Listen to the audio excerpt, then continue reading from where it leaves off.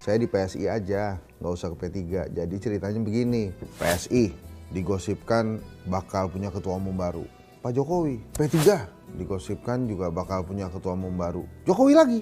Jadi ini kelihatannya partai-partai menginginkan Pak Jokowi sebagai ketua umum.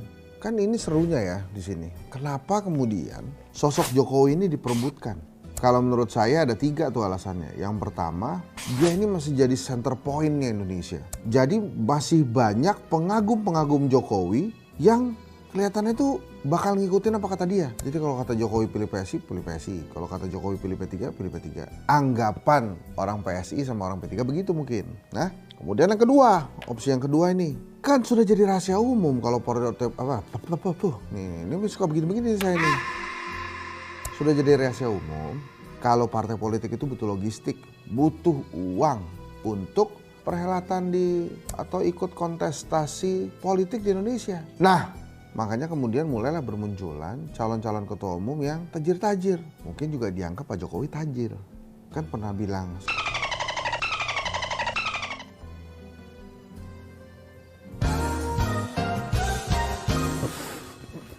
Tapi anyway, pasti ada alasan kenapa kemudian Pak Jokowi lagi. Nah, yang alasan ketiga kan saya tadi bilang ada 3 tuh. Yang ketiga ini menurut saya karena Pak Jokowi bukan cuma punya pengikut banyak, bukan disangkanya bisa mendatangkan logistik banyak. Yang ketiga, sabda alam masih dimiliki Jokowi gitu. Kekuatan alam tuh kelihatannya katanya, wah Pak Jokowi ini masih jadi magnet, bisa jadi sumber suara. Tapi maksud omongan Pak Jokowi yang mengatakan bahwa dia di PSI aja nggak mau ke P3, menurut saya ini adalah sebuah majas perumpamaan bahwa dia nggak tertarik ke P3.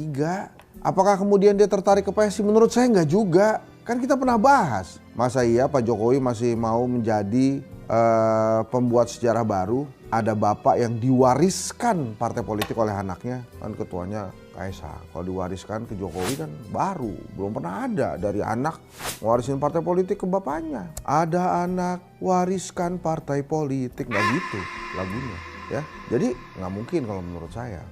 Jadi sebetulnya juga di PSI dia walaupun pasti terpilih kalau mau maju jadi ketua umum, dia nggak mau juga. Di P3 walaupun saya yakin kalau dia mau, dia pasti bisa terpilih juga, dia nggak mau juga. Walaupun logistiknya katanya dikabarkan bisa mendatangkan logistik banyak. Nah, lantas sebetulnya Pak Jokowi ini maunya apa? Apakah ingin balik lagi ke PDI Perjuangan? Yang jelas terang-terangan membuka diri Partai Golkar. Lambangnya beringin, katanya memayungi semua rakyat Indonesia. Tapi Golkar ini kan azasnya itu kekuasaan. Nah, berarti artinya kalau Golkar siap menerima, ini akan diletakkan di mana ini? Saya yakin Golkar ini kan partai yang pendekarnya banyak tuh. Jadi menurut saya kecil juga kemungkinan di Golkar. Terus ada yang bilang, wah Pak Jokowi bikin partai politik saja. Buat apa bikin partai politik baru buat dia? Dia udah gak bisa berkuasa. Apakah dia ingin membuatkan partai politik untuk Gibran? Nah, itu mungkin. Karena Mas Gibran kan per hari ini belum punya partai politik. Kalau menurut saya ya, Pak Jokowi menikmati masa-masa dia tidak berpartai politik seperti sekarang. Kenapa? 1, dia bisa bebas menerima siapapun ketum partai yang datang. Julhas, ketum PAN datang oke. Misalnya. Surya Paloh, ketum Nasdem datang oke. Muhaimin Iskandar, ketum PKB datang oke. Bahkan Pak Prabowo yang ketum Gerindra kalau datang juga oke. Bayangin kalau Pak Jokowi kemudian jadi ketum partai politik. Ada ketum partai politik lain datang ke rumah Pak Jokowi. Pasti kan kader-kader ya, bukan keder-keder. Tau keder ya? Apaan keder? Bingung. Iya emang kalau kesasar bingung. Tapi arti keder ini bingung. Tapi ini bukan keder, ini kader ya. Beda. Itu bener tuh. Ada kader, keder, kades, apa lagi tuh? Ada iklan juga, ada ikan nama ikan tuh yang wader. Luar biasa emang. Iya. Wader. Kalau nggak pingsan, sadar. Bukan, sadar. Jadi kader-kadernya itu akan bertanya kalau dia jadi ketua umum partai, ngapain? Itu ketua umum gua ketemu sama ketua umum lain. Tapi kalau dia bebas kayak gini, free aja ya, tanpa ikatan, walaupun LDRan, dia masih tenang menerima para ketum-ketum partai politik.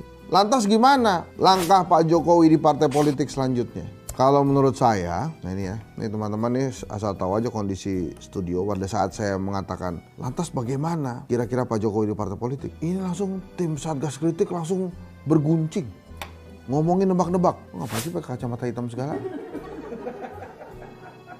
Bahkan ada yang pakai kacamata hitam di studio. Ampun.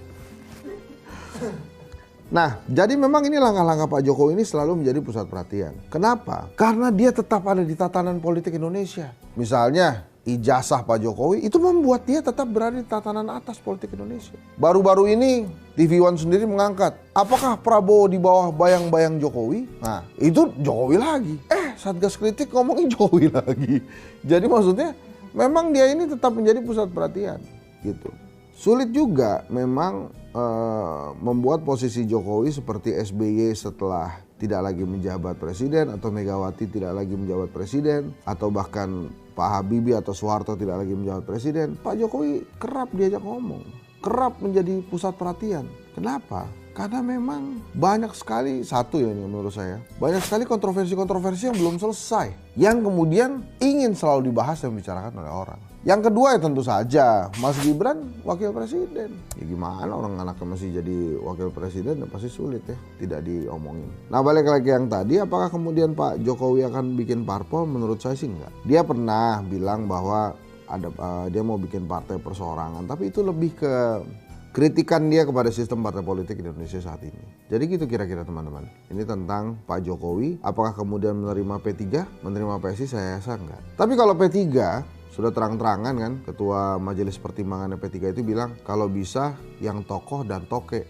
Nah, jadi artinya dicari yang punya uang juga. Ya sekarang punya uang siapa? Yang paling kuat ya Andi Amran Sulaiman, pengusaha, menteri juga. Satu lagi Agus Pramanto, mantan menteri, pengusaha juga. Sandiaga Uno, dia sih duitnya banyak ya, cuma gue nggak yakin dia mau bagi-bagi lagi buat partai politik. Jadi menurut saya mungkin Amran bisa ambil P3 jadi ketua umum maksud saya.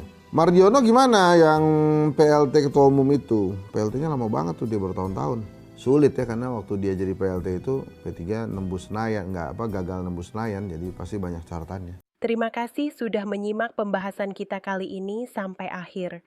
Semoga apa yang kami sampaikan bisa menambah wawasan dan membuka perspektif baru tentang isu-isu yang sedang berkembang. Kalau kamu merasa informasi ini penting, jangan ragu untuk like, subscribe, dan bagikan video ini ke teman atau keluarga. Dukungan kamu sangat berarti untuk perkembangan channel Politik Pintar dan semangat kami untuk terus menghadirkan konten yang objektif dan mendalam. Ya, tulis pendapatmu di kolom komentar. Apakah kamu setuju, tidak setuju, atau punya sudut pandang lain? Politik bukan soal menang atau kalah, tapi soal memahami dan berpikir kritis bersama. Channel Politik Pintar akan terus hadir dengan analisis tajam, informasi terpercaya, dan pembahasan yang menantang cara kita melihat dunia politik. Sampai jumpa di video berikutnya dan ingat, berpikir kritis adalah langkah pertama menuju perubahan. Sampai ketemu dan salam cerdas.